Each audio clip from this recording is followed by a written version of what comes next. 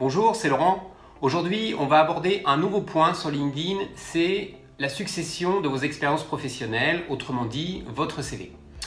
Alors le plus simple, c'est de passer en revue mon profil et de vous expliquer au fur et à mesure ce qu'il est bien de mettre et ce qu'il est bien d'éviter de faire.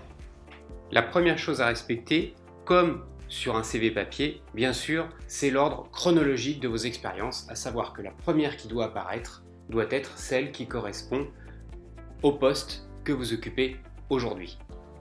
Ensuite, de quoi est composée une expérience professionnelle?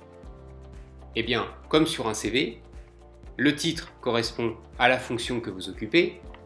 Ensuite, apparaît l'entreprise dans laquelle vous occupez cette fonction.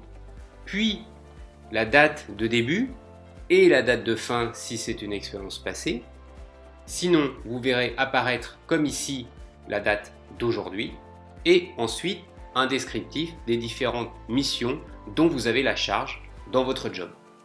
Ne vous contentez pas, comme on le voit souvent, du titre et de l'entreprise. Sachez qu'un recruteur qui s'intéresse à votre profil sera tout à fait satisfait de trouver un descriptif de vos missions. Mais vous allez me dire comment on modifie ou comment on construit une expérience professionnelle. Eh bien, comme partout, vous retrouvez le petit stylet. Il vous suffit de cliquer dessus. S'ouvre la boîte Expérience avec les différentes cases à remplir.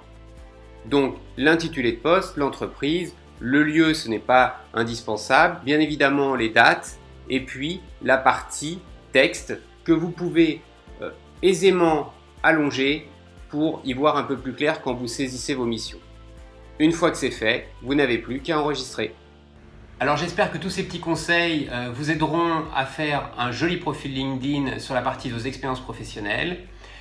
Je vous remercie une fois de plus de suivre mes vidéos. Vous pouvez toutes les retrouver sur laurentpernel.com ou sur la chaîne YouTube qui porte le même nom.